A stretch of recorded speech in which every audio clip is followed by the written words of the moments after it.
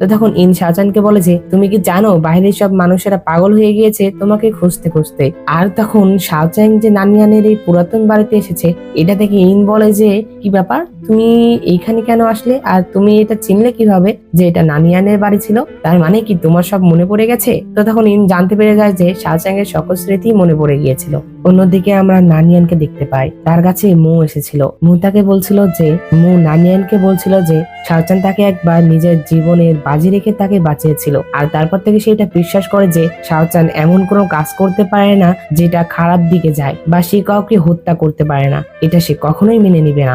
এমনকি গেতপা শেখ তাকে যে অপবাদ দিয়েছে এটাও সে বিশ্বাস করে না। সে নানিয়ানকে জিজ্ঞাসা করে তুমি কি তাকে বিশ্বাস করো? তখন নানিয়ান বলে যে আমি তাকে বিশ্বাস করি, আর তাকে সবসময় বিশ্বাস করে এসেছি, কিন্তু এখন আর কোনো কারণ নেই তাকে বিশ্বাস করার। আর নানিয়ানকে শাওচাং এর ঘরের সামনে নিয়ে আসে। আসলে শাওচাং তো রাজা ছিল, আর নানিয়ানও তো এখন রাজা হয়েছে, যার জন্য তাকেও এই ঘরে রাখতে দেওয়া হয়। তো সে যখন চলে যায় তখন নানিয়ান ভিতরে প্রবেশ করে, আর এই পুরো ঘরে সব জায়গাতেই শাওচাং এর জিনিসপত্র ছিল। এগুলো দেখে নানিয়ান শাওচাংকে ইমাজিন করতে থাকে। অন্যদিকে আবার শাওচাং নানিয়ানের বাড়ি ঘুরে ঘুরে দেখছিল আর তার স্মৃতি মনে করছিল।